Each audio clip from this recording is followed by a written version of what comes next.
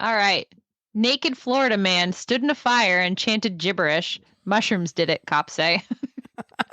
Oh, that's you should see this picture.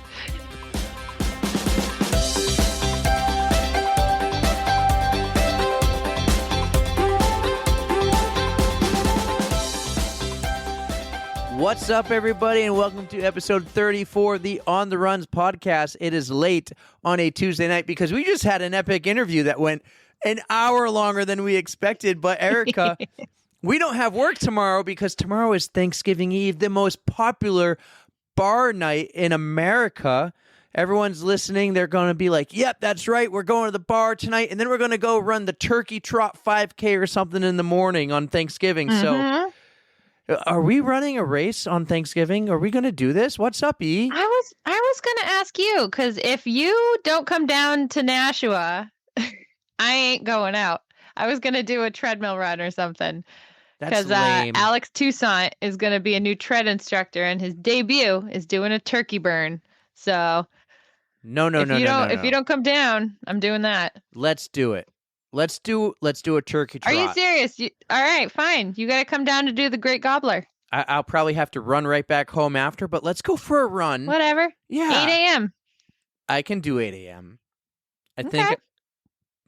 Just a 5K. It's through Mine Falls, too. You'll like it. Oh, I'll love that. Okay. So if Yeah. you're listening and it's Wednesday and you're like, I want to go run on Thanksgiving too. Look for me and Erika. This is seriously, we're making this decision right now. We mentioned it yesterday, and I said, well, It's going to happen. we'll talk about it on the pod. Okay. All right. And if it doesn't happen, I'll just edit this part out. It's the beauty of a podcast. But hey, I feel like, even though we've talked for the last hour and a half with our guests we just had, besides that, I haven't talked to you in 2 weeks. Yeah, you've been on your friggin' business trip this whole time. Been in Miami enjoying the warm weather while I was up here freezing my ass off. So it got cold up here, huh? Because when I drove It was down, I had so the cold AC and on in my windy truck. everywhere. It was nuts. Really? What was the weather like for you? It was in the, well, okay, I don't want to make everyone like jealous here, but it was in the 80s. It was hot and humid. The air was thick. But don't think I wasn't like on a vacation. We did go to Miami Beach like the second night we were there. We went out to dinner, but that was like 5 p.m. to like 10 p.m. We weren't in like Miami Beach at 2 a.m. when the booch, we did go to some Party place in the city where the heat is on. all night, all day to the break of dawn. Welcome to Miami. I don't know the Spanish. Ami, ami. Yeah, that Anyway. was it. Will Smith slap in the face there of Chris Rock. So, but it was work. I basically spent the entire time at the Blue Lagoon Hilton Hotel for the global sales meeting. I managed to go on one run, and what sucked was I went and checked out the gym pretty early on, and the gym was epic. I sent you a video. It had Yeah, it was Peloton after Peloton. They had Pelotons, and they had really nice treadmills, and they had some cool equipment. The next day, the gym was closed for renovations. No way. And so they moved the gym to the second floor where they have all these classrooms type of rooms where you can do like meetings and everything. That's what our work was doing. One of the rooms was their new gym, and I did check it out. They basically moved the 3 Pelotons, 3 treadmills, and like a Stairmaster in there. And I was like, no, this isn't for me. And it was in one of those rooms, so it's stuffy and everything. So I only actually got to go on one run, and I did run 6 miles, but I needed it because I was busy and I needed a break to go on a run. The schedule of these meetings are like, you wake up, you get breakfast, and then you do the big meeting with all 300 of you in one room. And then you go to breakout sessions, and then they're going to have a cocktail hour. There's breakfast, lunch, and dinner there too. And it's like after the last thing, which is dinner, it's already 8 o'clock, and everyone goes to the hotel bar. So it's like, wow, you never really had an hour to go and just Decompress, right? Right. You needed to de-stress. Right, even like, and it didn't happen till like Thursday or Wednesday when I finally went for a run. And then my run, I just ran out the hotel. I ran straight and I ran in a couple circles, and then I came back. So I didn't really get to Okay. explore Miami. We did go-kart racing one night. So Sunday night, Go-kart. yeah, I had to go early. We went go-kart racing. It was a team building event, and it got physical on the racetrack. Really? It was Okay. great. And so I came in.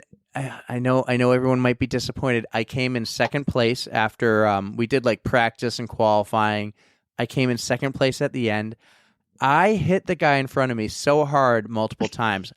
He was a heavy set guy like myself, but he had a few more lbs on me, and I couldn't move him. And the guy behind me, his name is Carlos. He was our director. He had the GoPro on, and so we all went back to the hotel and watched the GoPro. And you see me hitting this guy, trying to move him, and then you see Carlos hitting me and get me sideways. I'm like a Tokyo drifting here, and I won't Sounds let. like Mario Kart. It was. I wish I had like a shell or a banana peel I could have thrown out. Yeah, right. So Miami was it was my first real business trip with the new job, and I got to meet the team, and I had a blast, and I got tons of kudos.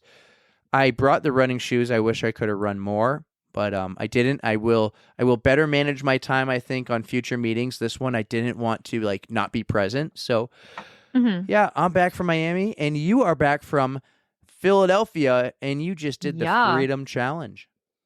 Yeah, that was a doozy. Had a lot of fun with it though. So for those of you who don't know what that is, Philadelphia Marathon Weekend hosts a half marathon, an 8K, and a full marathon between Saturday and Sunday. And I decided to be the smart kid and do all three races since I was going down. And I did it. I completed it. It was a very, very chilly, windy weekend. So it was a struggle to get some of it done, but I'm proud of myself. Yeah. So, order of events, did it go 8K, half marathon, marathon? No, okay. It went half marathon 8K on Saturday, and then the full marathon was Sunday. Did you get a break between the half and the 8K? Barely.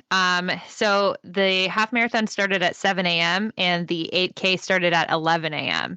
And depending on when you finished, that's how much time you had in between. So, Okay. Well, cool. The races went well, but I want to hear about the trip because you went with a few friends. oh yeah, I went with our girl Katie and her friend and my new friend Audrey, and we just had a great girls' weekend. It was a blast. It was super easy to get down to Philly. It was like a less than an hour flight. We just Ubered into the city, checked into our hotel, spent some time exploring, went to the expo. We we went got beers. Like of course we were checking out like all the different breweries in town. We actually wound up going back to the expo because I had found out from social media that Pro Compression had a table there. We completely missed it. And they had new socks and I had to go back and get them. So the girls were super nice and let me take a walk back to the expo and yeah, Were you there were like, Christmas hey, markets and Pro Compression, I'm Erika from On the Runs and I'm an ambassador? I did actually drop that I was an ambassador, so they gave me the ambassador discount. So, Nice. But they didn't give you but the I got podcast Katie host into it. discount. They did what? They didn't give you the podcast host discount? Yeah, I don't know if that would have been any better than the ambassador discount, but I did what I could. But Katie got herself some Pro Compression socks, so she likes those now. I'm kind of happy about that. And you will be proud of this. I went ice skating for the first time in a good 10, 15 years. No way. Maybe. And it was Friday night too, and we were like all terrified we were gonna like fall and hurt ourselves. So it was a very leisurely ice skating trip, but Okay. still fun. Well, I was gonna bring up the airport and how we almost connected, but that leads me to what I think my question is here. Sure. Tell me about icicles. I said that Oh wrong. my Tell me about icicles, like icicles, but icicles. Assicles. Assicles. I So can't say anything right. I was running the full. What a I great was running the podcast full. host I am. I can't pronounce words. That's all right. That's why I'm here. I Assicles. correct you. So I was running the full, and like I said, it was like freezing. 32 degrees, if that, with a 20-mile-an-hour headwind in your face the whole time. Just super frigid. And usually I try to wear a skirt because I'm cute and I like to be cute. But I decided not to for this race, and I was terrified I was going to get what I refer to as assicles. So that's when you run and you start to sweat, and your butt gets sweaty, right? Well, it's so cold outside that your sweat freezes and it makes like a white mark, like right in your ass crack. And so I've dubbed those assicles. And I was just really terrified. But I'm like, nobody else has assicles. There's no way I'm going to have an assicle. So I think it was in the clear. But Katie decided to capture that on video. So No kudos to way. Katie. She did. She put that up. Did I ever send that to you? No. It's on, it's on my Facebook, but I'll send it to you and you can do with what you will. It was funny. That needed to be It was like put... mile 16 too. I was tired. It was rough. I was like dreading that whole full marathon, and yeah, that just showed. So if you put it on Facebook, I can put it on the gram. Oh yeah, it's on Okay, Facebook okay. already. I added it because I thought it was hilarious. But I thought when you mentioned ice skating that assicles was something to do with like falling on your ass on the ice. That's what I thought. No, not quite, but yes, it is sort of similar. So we almost connected though in the airport, and we didn't even realize at the time, but we're snapping. We barely talked all week, but then we were texting and snapping when we were on our flights. And I was in the Philadelphia airport on my layover, and you were like, I just sent one like layover Philly, and you sent me like a boring face Logan Airport. And I'm like, wait a second, you're going to Philly, right? And you're like, yeah. And you were heading to Boston. Well, Manchester, actually, but... Oh, Manchester, that's right. It was too bad. Yeah, greatest little big airport in the world, Manchester. It was too bad, though, that we couldn't at least, like, your flight didn't land right before mine took off, and we could have, like, taken a... that would have been fun. See you in the airport, like in the terminal. I might have that would have been fun. I might have purposely missed my flight then to make that happen. Oh, no way. Well, no, maybe to stay for the whole weekend. Maybe I would have had to stay the whole weekend. So Philly's cool. I spent 5 weeks in Philly when we were pregnant with the boys, and because we had something called, I think I mentioned it before on the pod, but we had TTTS. Google it, TTTS. And we had to stay in Philly for about 5 weeks, had surgery a couple times. So I ran all around Philly, loved it. So I would love to do the Freedom Challenge one day. I did not even know that was a thing until you mentioned it this past weekend. Yep. And they have other challenges too. You could do any combo of the half marathon and 8K. That's the Patriot Challenge. And that is what Audrey did. And then there's also, I think, the Liberty Challenge, which I think is the half and the full. Okay. So I just did the whole shebang. Yeah, do the whole shebang. That's what I would do too. Just go all out. I ran, most of it was by that river, and you would send us, I remember seeing Snapchats when you were there when your boys were still in utero. Yeah, I did. Mm-hmm. Remember the Snapchat of the car that drove into the river? Yes, I was probably right there because I did many, many laps by that river. Each and every race went by there. That was when I was really in my prime running. I'm a little out of that now. Maybe we'll talk about running coaches later. Not this episode. We'll get you later. Back into it. We might have one on the podcast soon. Ooh, how cool is exciting. it? Hey, let's talk about us a little bit here. How cool is it that we're growing and people are starting to find us? And I've been sending you a few screenshots of emails I'm getting from people who want to be on the pod. I am so excited about that. The fact that we're finally getting our name out there, that people actually like us, that we're doing something useful and fun, and yeah, people are enjoying it just as much as we are. We've been reached out from a nutritionist, a running coach, a self-published author. I can't pronounce anything. Jesus. Eric, come on. Pull it together. Call him a writer. A self-published writer who wrote a book about his running stories. And we had another one from this. That was the first one. The other one I'm going to mention now. It was like maybe like some agent saying, you should talk to my client. And I was like, that one I'll look into later. But no, It's so cool. I'm like, Erika, people want to be on the pod. This is awesome. I'm so excited. It makes me so happy. Well, we just had an amazing interview we just did, but we have an even better guest today. I am so excited for you guys to hear Tara. Tara is like this epic dog mom too that I knew nothing about. So that's why I did today on the post, if you know, you know, because I didn't know, but if you know, you know, and now I know. She has these two That's awesome not dogs. confusing or anything. No, not at all. I'm like totally off track here. But she has her BRFs who get together 2 or 3 days a week at 4:40 every morning for 4 miles. So the interview is awesome. You guys are going to love this. I thoroughly enjoyed it. I'm getting to know her so much more because you knew her. I only met her the one time. This is so awesome that we finally got her to come on. It was a long time coming, and you guys are going to enjoy this. Get ready. Here comes Tara's interview. Enjoy it, and we'll see you on the other side. Our next guest on the runs is a local runner from New Hampshire. She's running 13 half marathons, 3 of them being trail. She is going to be running in the 2023 Boston Marathon, and she's also ran in the New York City Marathon, not the one that just happened, but a while back. Plus, she has run up to the top of Mount Washington. I'm super excited to have someone that we met, that you introduced me to, Erika. Tara Watt. What is going on, Tara? Hey, guys. Thanks for having me. So excited to have you. It's nice to see you. It's been a while. I know, and you guys did tell me back in March when we first introduced me to the podcast that you guys were going to have me on, so I'm very excited. So let's connect the dots. That time in March was the first time I met you. Yes, correct. But you have met Erika a handful of times, and there's a there's a connection between the two of you with a friend of ours named Amanda. Is that how you two met, or did you two know each other before? I think it was through Amanda, wasn't it? Probably one of Danielle's Halloween parties here and there or something like that. Yeah, I used to work with Amanda at T-Bones. Very and nice. Amanda and I ran a bunch of road races together. And then I was running one, I think, that Erika was running. And Amanda was there cheerleading. So she was like, oh, my friend Erika is going to be there. Perfect. And then she introduced me to you there. No way. Do you remember what year that was?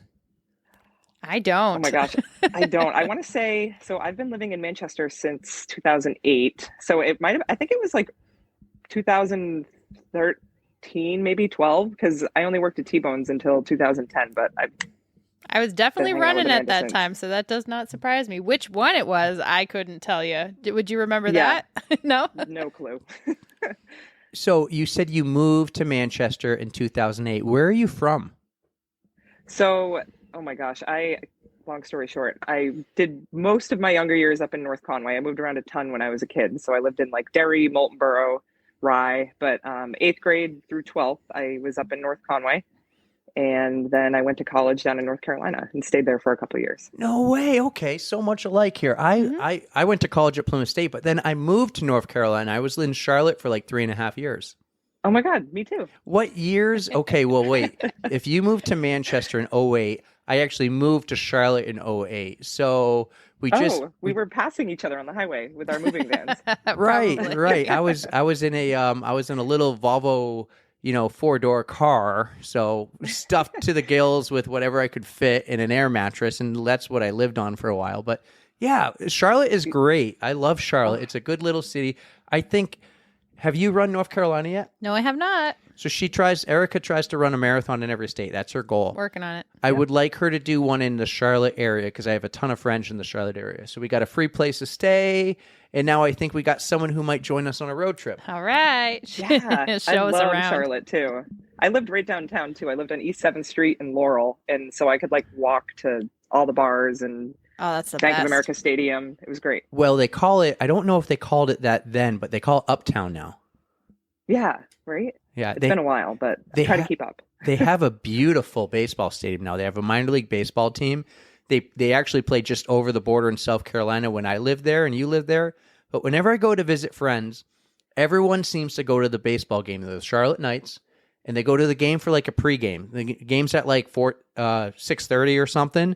And then after the game, they go hit up the bars in Uptown Charlotte, the Epicenter. Did you ever go hang out at the Epicenter? Maybe before it was called the Epicenter. I don't know. There was stool pigeons. I couldn't tell you if their bars are still there or not. But yeah, the Epicenter is like this big center of all these bars. There's a couple decks of like floors in all different bars, big bowling alley, big movie theater. everything in one centralized area. It was pretty cool as a young 23-year-old Eric hanging out in Charlotte, trying to make friends, moving down there, knowing nobody and working in the NASCAR world. But then I came back up here too. Was the Dale Jr. bar in the epicenter? Yes, it was called Whiskey River. Yes, so I did go there. Yep. So you've been there. That was fun. That was a hot spot. Yeah. Oh yeah. So yeah, coming back from North Carolina, why did you decide to move back, and what got you into running to start with? Is running your only sport? So it was actually 2007 is when I actually moved back. So I went to New York City in 2007 for New Year's Eve with some college roommates. One of my roommates had relocated to Manhattan. So we were like, let's do the New York City thing. So I think there was 4 or 5 of us there. And I had gotten back from that trip and I had I'm going to date myself. I had my digital camera and I took my little disc to CVS to print off the photos from that trip. And I was looking at a photo of myself and I was just like, oh my gosh, I got to do something. Long story short, I weighed 263 pounds, super unhealthy. I was basically partying 7 days a week, eating pizza and SpaghettiOs and ramen noodles. And it was just like, I don't know what it was. I saw this picture and I was just like kind of disgusted with myself. And I was like, this isn't who you are. You've been an athlete your whole life. I just kind of let myself go. And so that's when I was like, you know what? I'm going to start running. Time for a change. Yeah. So I remember I signed up for Planet Fitness and I got on the treadmill and I ran 0.2 of a mile and I thought I was dying. And I was like, this is a horrible idea. There's got to be other ways. Yeah, starting up is the hardest part, but once you get past it and keep going, that's the key. So continue. Yeah. Go ahead. Yeah, no, I was trying to think back, I'm like, I wish I knew nothing about running. I think I got a subscription to Runner's World magazine and was like, oh, this is how I'm going to become a runner, and like got most of my tips out of that.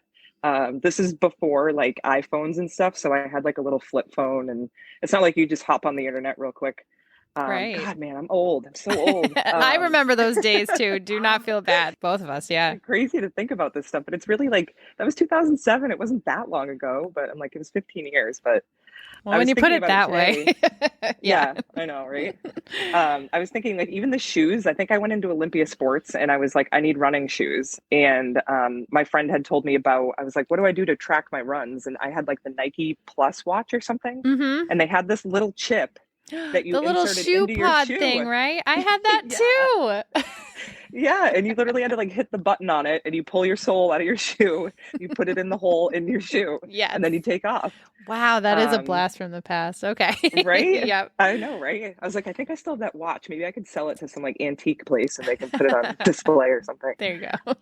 But yeah, so I think, I don't know. I was the friend that I went to see in New York City. I was telling her, I was like, gosh, I need to lose weight. Like I'm so unhappy and unhealthy. And she was like, let's run a marathon. And I'm like, what? I'm like, no, let's not. That's jumping right in, both feet. Yeah. And she was like, do you know, she's like, there's people that run this one in New York and they run in costumes and they just have a blast and they drink. And I was like, oh, okay, I can do that. Yeah. So we both signed up for the lottery and I got in and she didn't. Oh. So, and I'm the type of person that like, all right, I'm in, I'm going to do this. So I started training, but then I moved back to New Hampshire in May of 2007. So I did a bunch of training, but it was not like I had no plan. I just went out and ran until I didn't want to run anymore. The longest I ran was a half marathon before that. Was okay. It. So I ended up running the marathon. I lost 85 pounds. I ran the marathon in November of 2007, and it took me 5 hours and 10 minutes and lots of tears and that's respectable. That is great.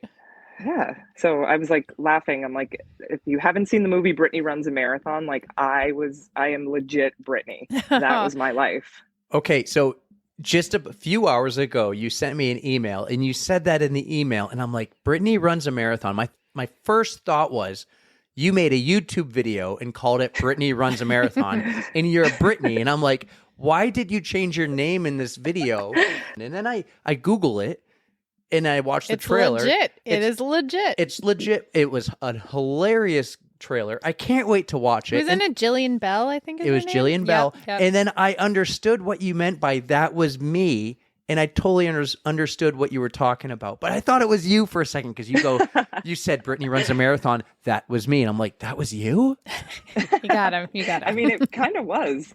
I mean, minus me not living in New York City, but it's just funny because our stories are like, it's so similar. Like, I honestly cried probably through 80% of that movie because I was like, oh my gosh, like, I know that this girl is going through. Like, that was me. So do you still have the photo? That I don't. No. I wish I did. I wish I did. I have a friend. I can see it though in my head. Like, I can see it because it was one of those, like, you have those moments that just like, it was like an aha moment for me. And it was like, I don't know what it was, but it was life changing. And I still have it in the back of my head. And I think about it because it's like, you have those days where you have a training run and it doesn't go well. And it's just like, look at how far you've come. You know, you're going to have the bad days, but look at where you were and look at where you're at now. So I have a friend who has a similar photo, and she lost a ton of weight, but she keeps the photo on her fridge. Yeah, I mean, I have a few thanks to Facebook memories. There was a time I will say I put weight back on at one point, but I've managed since, I want to say it was like 2013. I got up there in weight, but I've kept it off since then. But those memories come up and it's just like, wow, like, okay, you're doing good. So you said before the photo, because you saw the photo and you're like, come on, girl, you're an athlete, get it together. What sports did you play? Yeah, so I grew up basically like on ice skates. My mom played hockey at BU, so big hockey family. Wow. Bruins, season Bruin tickets, my grandparents. Still? Today? No, unfortunately, I was like early 20s or when, I don't know when they built the new garden. 95. But I was, okay, so I was in my 20s and I was like, I didn't have like a good job or anything. So I wish I would have taken the tickets over, but don't have them anymore. But you would have made him really jealous. Yeah. So I played hockey as a little kid. I grew up on a pond, and then I got into basketball, loved basketball. And my mom kind of sat me down and she was like, listen, you can't do both. And she's like, hockey is like 4 a.m. ice rink time. Like, we're doing one or the other. And I went with basketball because what kid wants to get up at 4 a.m. to go play hockey? This interview is over. Done. Wait, it gets better though. Oh, okay. I'm back.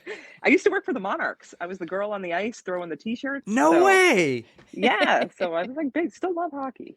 I could picture you. I would be great at that job, but I could picture you being awesome at that job and loving it. Yeah, it was great. I'd like half the time I was just trying not to like bust my ass on the ice in front of everybody. It happened once and I kind of made like a skit out of it, but you got to just story. roll with it. Right. Yeah. You know what I would be really good at and I would love to do once? I would love to be a mascot. Just one time. It'd be so it's much fun because you're in a costume, so you can just literally do whatever you want. Right. I would love to be a mascot. And I don't want to be a mascot that just like sits there for pictures. I want to be like Pat the Patriot on the field, dancing around. Right, doing the first down. Yeah. Right. I want to be in a full costume so no one can see my face. Like, I could never be Lucky. Lucky's the Celtics mascot. Oh, yeah. I could never be right. Lucky. But I'd be Blades. I'd be Blades out there on the ice and skating around and playing in the NHL All-Star game. They have all the mascots come and they play a game. I want to be that. I want to do that. That would be fun. But yeah, so basketball, I played sports growing up and I'm like, honestly, like I picked up a sport and I was good at it, except for when I started playing golf. And I think that's why I kind of stuck with golf because it was the first sport I ever played that I wasn't good at. Oh. And I went to the driving range and legit like whiffed 5 or 6 times my first time, like through a club. And I was like, I'm out. Like, this is not for me. I'm not good at this. I don't want to do it. You were happy Watt. Yeah, I was legit. Took me a minute to get that reference, but I get it now. Okay. Happy Gilmore, everybody. Yes, she was yes, Happy yes. Watt. Great movie. But with golf, I went home, I stewed over it, and then I went back to the range the next day. And then I've been golfing ever since. So how long have you been playing for? So I started when I was in 8th grade. Like I said, went to the range a little bit here and there. My mom had a friend who was a golfer and he was like, oh, she needs to play golf. And so I was like, all right, I'll try it. But I was a big softball player. So the softball swing and the golf swing, they don't really mix. Oh, I don't think I would have realized that. Yeah. So I played a little bit. And then my sophomore year of high school, they started the golf team. So they didn't have a golf team. Oh. So, and I didn't do a sport in the fall. and so I played basketball and I did track and field, which is another funny story. I was a thrower and wanted nothing to do with running, to the point where we used to do one lap, so 400 meters around the track as a team as a warm up, and I would like fake injuries all season long to go get like my wrist taped so I didn't have to run. Oh no. Yeah. You've come a long way from that. Yeah, which is hilarious, because fast forward, my nephew went to high school at my high school and he did track and field. He was a thrower, and still the same coach. And I told him that I ran a marathon, and he kind of was like, "You did what?" I remember I back ran a in the day. And he's like, "No, you didn't." And he's like, "You would never even run the warm up lap." And I was like, "You caught on to that?" Oh, okay. So yeah, He'd be one of the guys that go, "You went running? Was someone chasing you?" yeah, exactly. Was there an apocalypse? My friends used to do that, and they're like, "Was there an ice cream truck in front of you?" Like, yeah. Right. I used to joke. People were like, "Oh, you started running," and they're like, "Are we one of those greyhounds? And was there a Bud Light dangling in front of you?" And I was like, "No, but that's a great idea. That could help me with my speed training." Right. So I want to come back to golf, but let's stick with running, because I know golf is really a big part of your life right now. Yes. But let's stick with running. You do the 2007 New York City Marathon, but that's your only marathon you've ever done, right? Yeah. Did running stick with you right then? Did you like keep like, I want to keep doing this, but no fucking way I'm doing another marathon? Like, what happened next?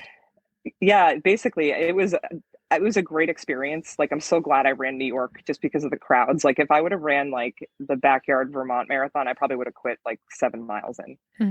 But there was no quit in New York, because everybody was screaming your name. People were cheering for you. It was a party.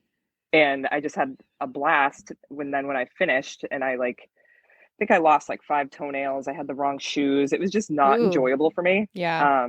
To the point where like my mom was there and she was following me around. I remember I saw her at mile 16 and she had a beer in her hand, and I was like, "I hate you." Can I have that? I was like, "You're such a tease." But then I saw her at the finish line and she came running over me with open arms, and I was like, "Don't touch me." And she was like crying. She's like, "I'm so proud of you." And I was like, "Leave me alone." But I did not feel good I was wearing, I think, Crocs for 2 weeks because my feet were so messed up. Oh, no. Yeah, so it wasn't like I wasn't like, "Ooh, let me do that again." I was like, "Oh, thank God that's over." But like, obviously super proud I did it. Like, everyone that I said I was running a marathon to, I got the toe to head look, like, "You're running a marathon?" And I'm like, "Yeah, I am." I'll show you.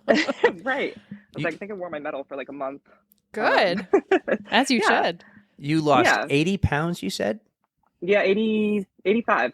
85 pounds. That is awesome. And what was the time frame? How many months was that? So January right up until November. Okay. Yeah. That's good. But I really lost. So I really stuck to it from January to like May. So I lost the majority of the weight then. And then I just kind of tried to keep it off until race day. Was it all running, or were you like following a nutrition plan, or was it just like you tried to limit the beer and pizza? Yeah, actually I didn't have a nutritionist or anything. I read a book. I couldn't tell you the name of it, but Dr. Phil wrote it. Okay. And it was like weight loss book. And I took a couple tips from there. Like, he basically was like, liquid calories, get rid of those. So I got rid of candy, pasta, bread, soda. And I was at the time drinking probably 6 nights a week, and I knocked it down to 1. There you go. Okay. So out of those 5, I still do 4 of them. 3 of them. I do 3. I don't really candy, bread, pasta. Candy is at races. Well, I drink like 1 night a week too. But bread, pasta, and soda. I gotta quit those. The drinking, I'm where you were. I'm about 1 night a week, and it's not even 1 night a week. It's when I go out with the hockey guys. But I'm not like a lot of my friends have a couple beers every night. I'm like, no, if I did that, that would be 85 pounds. Oh, really? Yeah. So exactly. I don't drink Sunday through Thursday. And there's some times where I don't drink Friday or Saturdays, but I give myself those, like, if something's going on, like, I'll have a couple drinks. There you go. Moderation. Yeah. Moderation is good. Exactly. Yeah, you don't need to. Well, maybe one day we'll talk to Holly, and we'll get a better, because I'm like, I don't want to diet, but I can limit and do moderation. It's hard to Yeah, diet with exactly. kids. It's just balance. I have 3 kids. It's hard to diet. And then they don't finish the food and you're like, I don't want that to go to waste. And then sometimes you're like, I don't want to put that in my mouth either. Well, I don't have kids, so I don't quite know the deal, but I get no it. The kids for me either. the waste thing is just, it's hard to see. I sweep up so much food off our kitchen floor every night. It's such That's a what waste. dogs are for. Ah, there you go. I had one, and we'll talk about dogs. My dog. I had a dog for 10 years. We just lost her on Super Bowl Sunday. She was a great girl. She didn't really eat the food, but my parents' dog, she will lie underneath the boys when we're at my mom and dad's house, knowing, and the boys will do this. And just drop it down. They'll look over. I know it's a podcast, so none of you can see me. They will like look over the tray, and then they'll take some food and drop it right on top of her head, and she loves it. Smart boys. They're going to make a friend for life. Smart boys and smart dog. Yes. Yeah, smart dogs. I got 2 of them. You have 2 amazing rescue dogs. I think Arnold and hold on, I'm trying to remember off the top of my head. Think golf names. Yeah, he's a golfer. He's a lefty, right? No. Okay, I'm off. Who's oh, I'm thinking Phil, who's a lefty, right? Phil's a lefty. Yeah. Jack. Oh, yeah. Oh my, how did I get that wrong? I was going to say, it's like peanut butter and jelly. Can't have Arnie without Jack. I actually follow their Instagram account, by the way, and I love it. So just so you know. Wait, your dogs have an Instagram account? Oh, yes. What? He's going to look it up now. I just derailed the podcast with that one comment. Here, give it to me. I'll find it. Find it for me. I will admit I am obsessed with my dogs, but it's like I don't have a husband. I don't have kids. I live alone. I work at home by myself. Like I talk to them all day long. If somebody were to mic me up, they would probably be like, yeah, she's crazy. Oh, I do the same with my cats. Don't feel bad. We are officially following Arnold and Jack. Yes. Oh, they're great. And then they post air quotes. But I do it in dog voice. Oh, I love that. There's this dog in the Bad Ultra Running Advice group. His name is Blitzen Spitz or Blitzy Spitz or something, and he's like this beautiful white dog. I don't even know what kind of dog it is, but I'll have to send you a picture. But they do the hello friends, hello, and I'm just like, oh my god, I could eat you up. You're so cute. So yes, I get it. I totally get it. You guys got to check out this Instagram account, Arnold and Jack. She dresses them up in Red Sox shirts. This one has a tie. Very important meeting today. Heard there were snackos, so I dressed my bestest. I love it. I am very proud of that. Good. You should be. No shame. Who is Scooby and Freddy? So that's the funny thing. All these other dog accounts follow them. So I have their feed is if I'm ever sad, I'm I'm going on Arnie and Jack's account and I'm just going to look at all these dogs. Awesome. It's the best. That is great. I will say I didn't do the same thing as you, but I created a hashtag for my dog. So I named my dog Tuca, like the goalie. And so I did a hashtag Tuca dog. And now there's over 100 hashtags and about 70 are pictures that I posted or my sister, but other people have named their dog Tuca and they caught on to the Tuca dog hashtag. But it's great because now if I really want to go see a bunch of pictures of her, now that she's gone, I can search the hashtag real quick and there they are. That's awesome. Yep. I did that. So just quick on my dogs, I got Arnold first. And he was on Pet Finder and his tagline was looking for a running buddy and a hiking partner. And I was like, oh my God, me too. Sold. So I was like, I need him. So I got him and he ended up having major separation anxiety to the point where he destroyed my entire house.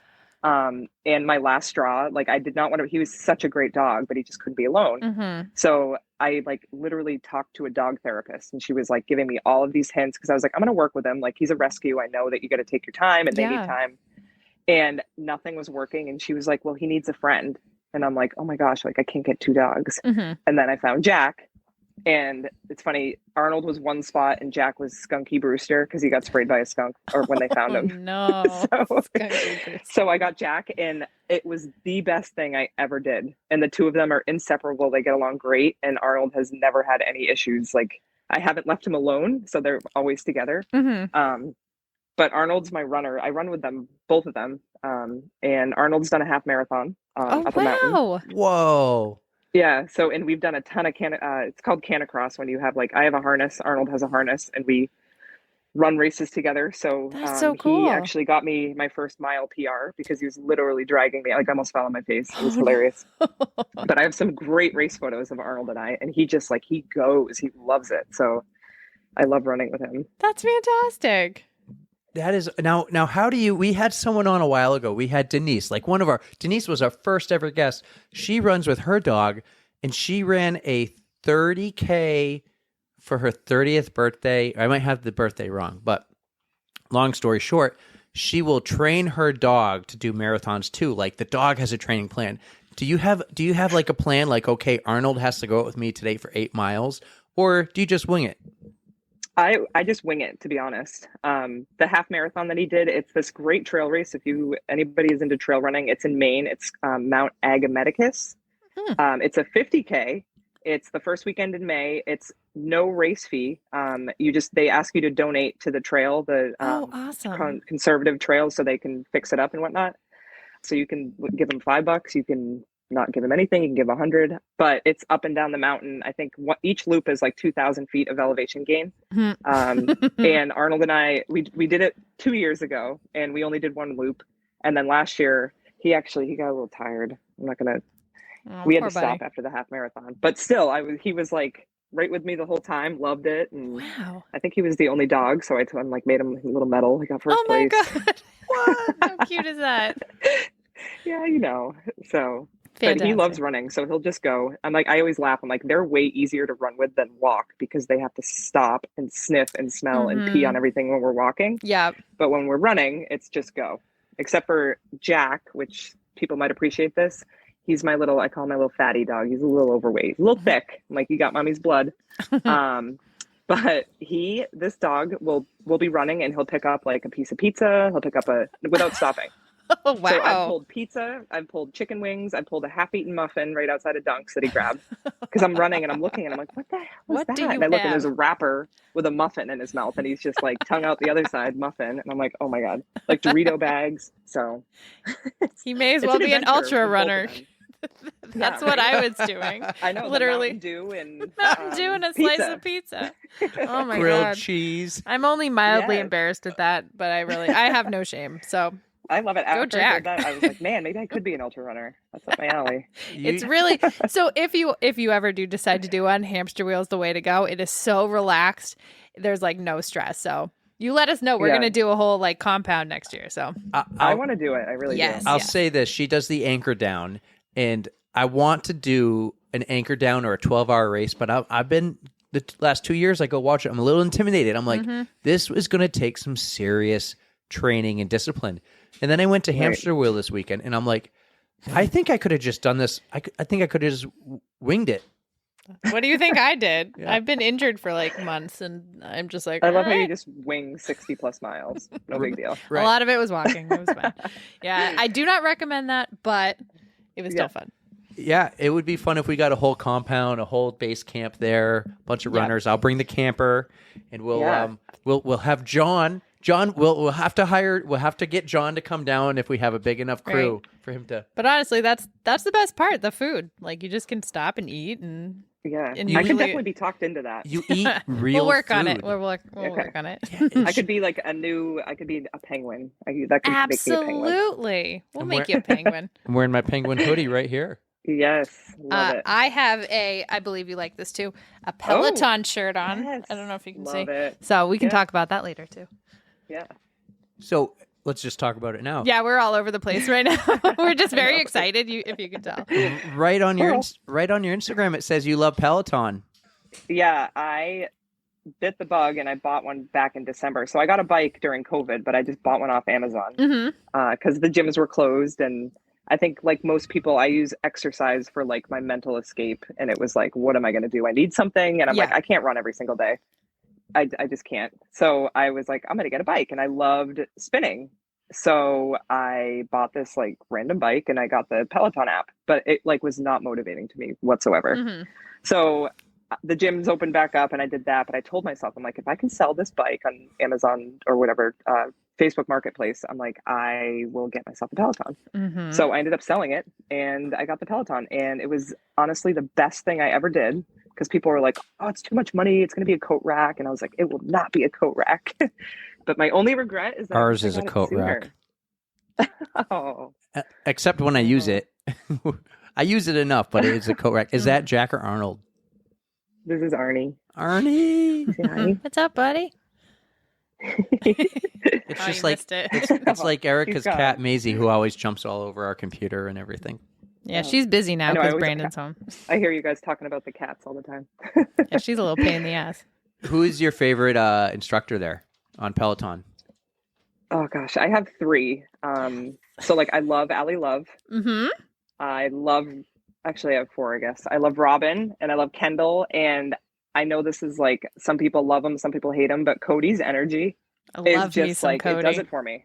Yep. Cody's Like if I'm not like into it and I'm like, oh, I don't want to get on the bike. And I'm like, but I should. I always pick a Cody class because he's just like, his energy is just there for it. And it's, I love it. agree. I agree. He's on awesome. on occasion. So I have my favorites, and they're the Power Zone people. But on occasion, I will take Cody's 10-minute Britney Spears warm up.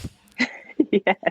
His Just so Britney good, ride, right? anyways, is fantastic. I've taken that like 6 times. I will have to take the full ride. I don't think so good. Cody gave my sister 2 shout outs in one ride. Really? Yes, I got I've yet to get a shout out. I haven't gotten Yes, one on yes, the I bike know. yet. I'm working on it. Yeah. but this girl has like 50 shout outs from Bex Gentry. Well, Wow. Bex is wonderful with her shout out. She will go through the entire list from like bottom Okay. to top. So you're like guaranteed to get one from her. But everybody else is just really difficult, especially if it's like a theme ride or something or run and Right. they're just like talking about other things. But Bex is like top notch. All right. Mhm. Good to know. Do Noted. do you take any of the running classes on Peloton or just the bikes?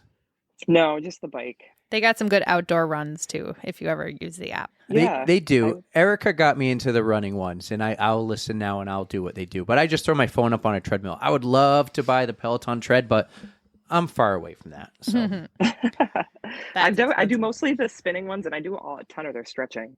oh, they're I love the fantastic. stretching. You Yeah. learn things you never knew before, like and I do the yoga ones too, and then I just take that and implement it at home or at the gym. You learn things. You Yep. take their class, you're going to learn something every time. Yeah, absolutely. I mean, I preach it all the time, but I rarely stretch. I only Well, do after, like if we're doing like the power zone where it says I specifically have to stretch afterwards. I'm like, fine, I'll do Yeah, it. that's But- why, like, for stretching for me, like, I need to follow something. I'm not just going to be like, oh, I'm going to go do stretching on my own. So Mhm. it's like I pull it up, and even if it's just 5 minutes, it's like, all right, Yep. it was great. Still better than nothing. Exactly. All right, so let's talk about your BRFs. Yes, my best running friend. Yay. So this is honestly like probably one of the main reasons that I'm still running as much as I am. Friend of mine that I met at a boot camp, Deirdre, Deirdre, I always say her name wrong. I saw her at a grocery store in 2017. We chatted real quick, and she was like, I told her I was training for the Shamrock Half Marathon, and she's like, oh, you got to join this group. She's like, I'll add you on Facebook, a lot of people to run with, because at the time I was running on treadmills, Mhm. which you will not catch me on a treadmill. Now I haven't been on a treadmill in almost a year. Good for you. And I'm almost at 1,000 miles for the year. So Wow. I run. I'm like, I laughed the other day. I was like, my friends, my BRFs. I was like, we're like the post office workers, like rain, sleet, hail. We show up, all weather. We run all year long. It's great. But so I joined a group. It's called She Runs This Town, and I joined a group run. Very nervous about it because I was at the time. I wasn't, not that pace matters or anything, but the girls that I joined were a lot. I don't want to say a lot faster, but they could be faster. And I was like, I don't want to hold anybody back. And I remember my first run. I was all the way in the back. I had to walk a little bit, and I don't think I joined another group run for a while. But I ended up getting a little bit faster. So I joined the group again, and then I met one girl, and then next thing you know, we formed this Tuesdays and Thursdays at 4:40 in the morning because I know it's crazy. Everyone's like, you run at what time? But some of us, like, I have to be to work at 7:30, other girls earlier. So it was like Ooh. 4:40 for 4 miles. And we've been doing it, I think it was like 2000. I think they started a little bit prior to me joining, but it's been like 5 years. And I think right now we have 12 girls.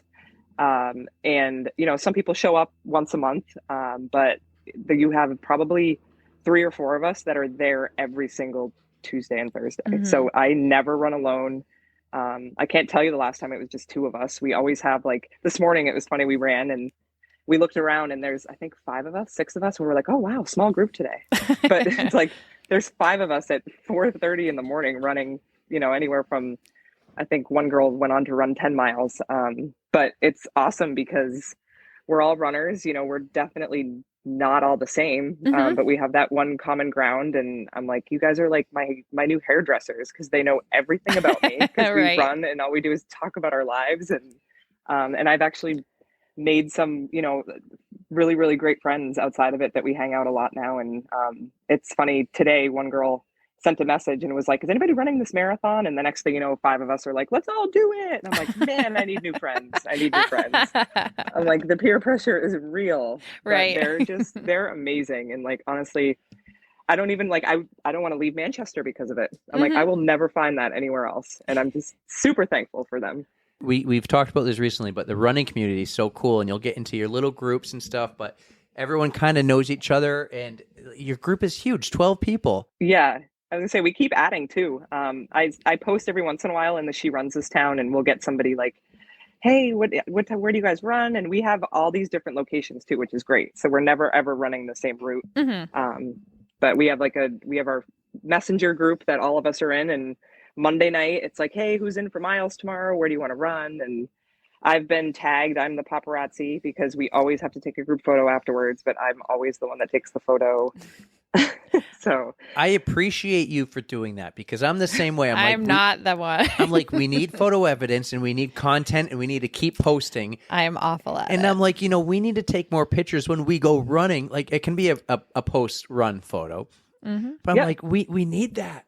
And I appreciate that you go out there and do it for the group. Initiative. And you probably post it online or on your little group page. And it'll Yeah. be great that you can go back and look at them because we talked about the photo that you no longer have. But Right. it would be cool to have a collage of all your. Does your group have a name? I know you do the She Runs This Town, but is it another group that your little Facebook group? Do you have a name? Not really. We just kind of call us the 440 crew. That's it. Um, The 440 yeah. crew. Mhm. Now, 440 crew. do you don't run the same 4 miles every Tuesday and Thursday, or do you? No, we've got They different switch it routes. We have about, just to throw a number out there, probably 7 different locations around Manchester that we'll run from. So it's just the who wants, and I'm like a big, like, I need to know the route. Mhm. And there's a couple people that are like, oh, well, let's just wing it. And I'm like, no, we're not winging it. Like, it has to be exactly 4 miles. We're not running less. We're not running more. Like, I'm such a planner. So I plan probably 90% of our routes, but as long as I know where we're starting, I make a route and There you go. we head off at 440. And when you have saved routes and you know where you're running, you also know the special spots to pull over. If necessary. Oh, yes. And I will tell you, probably top 3 subjects that we talk about, one of them is pooping. We have some really great Code Brown stories in my group, and it's just like natural, which is great for me because I don't know what it is about poops and farts, but like I could be just handed the worst news of my life and someone could walk by and rip a fart and I just will laugh hysterically. Me It's too. just the inner child in me that has not grown out of it. And I don't know, my mother's the same way, so I blame her, but they're funny stories. And like the people that are like, oh my God, that's gross. Like, you're not my people. Never Like, grow it up, happens. Tara. Never grow up. I will never. I refuse. Yeah. I would tell you about my first ever Code Brown story if you're ready for it. Oh, all right, hold on. Let me get comfortable. So I was running with Holly, just Holly and I. We met I think we were at SNU. So we were running in and around SNU, and I didn't feel that great. And I will say, knock on wood, I have such a solid stomach. Like I'm good with that. Like I do have issues, but very rarely. So when I wake up in the morning and I run, I always try to poop. Because Mhm. it's like, you got to poop. Everybody poops in the morning. That book, the children's book, everybody poops. Yes. What is So- Poop is the name of the book. I look at it every day when I'm You 'cause have that? it's standing above the toilet and it's behind the toilet, and I'm standing looking right at it. What is poop? And it's like a bunch of animals looking at a turd on the ground. Wonderful. See, I probably need a copy of that just so I could laugh and read it. Um, but anyways, so we take off running, and we're running, and I look at Holly, and I was like, Holly, I think I'm gonna shit myself. And we just start laughing. And she's like, well, can you make it back to the gas station? And I was like, I don't know. And I think we're probably like almost a mile in at this point.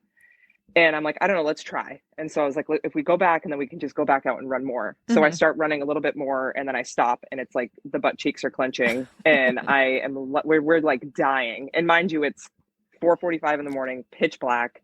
And it was in November-ish. So this time of year. So it was kind of cold out, leaves everywhere. And I was like, you know what? I go, this is it. I'm like, I'm popping my cherry. I got to poop right here. So I go over to the side of the road. I'm holding onto a guardrail, and I pooped. And I was like, oh my God. And Holly's like laughing at me.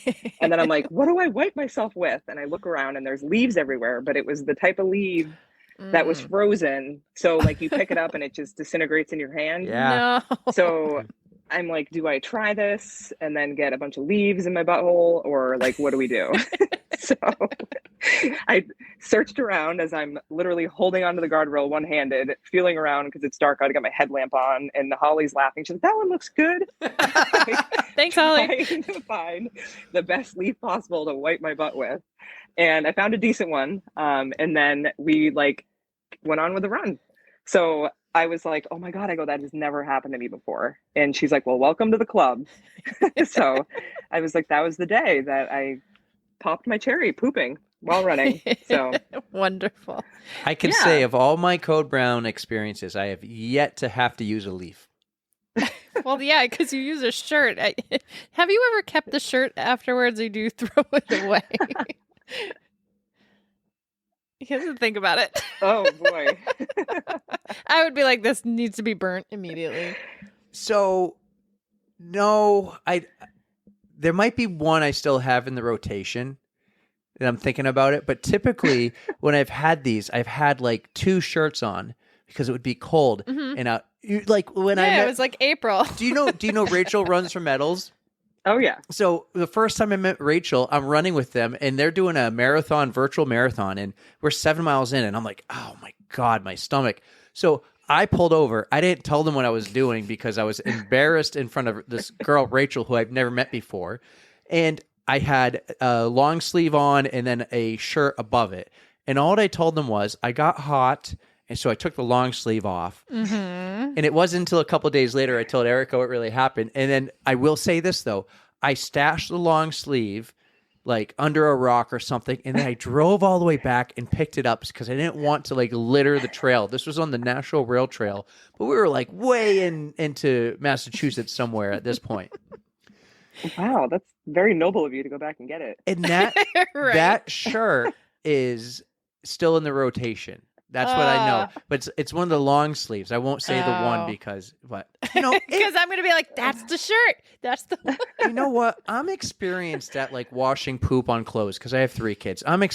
So it's fine. It's clean. It's sanitized. Yeah, I guess. But yeah, so now I try to be prepared, and I just grab a couple baby wipes and throw them in a little plastic baggie, throw them in my pocket or in something, and then I can take it out with me on the way out. So this year, knock on wood, That's not wood.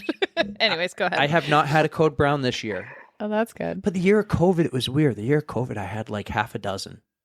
Oh wow. And I had so my probably funniest one, and I will never not get gas when I need to get gas. Like you always get gas the night before. Mm-hmm. And then I'm like, oh, I'm good. I'll get it in the morning. That morning I got in my car, my gas light went on, and I was like, oh crap, I forgot. I'm like, I'll just get it on my way home.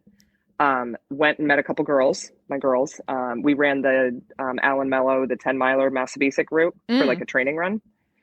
And we're like 8 miles in, and the rumbles start coming. And I'm like, oh my God. And I'm like, I can do this. I got 2 miles left. I got this. And it's like middle of August. It's like 95 degrees out. Oh, no.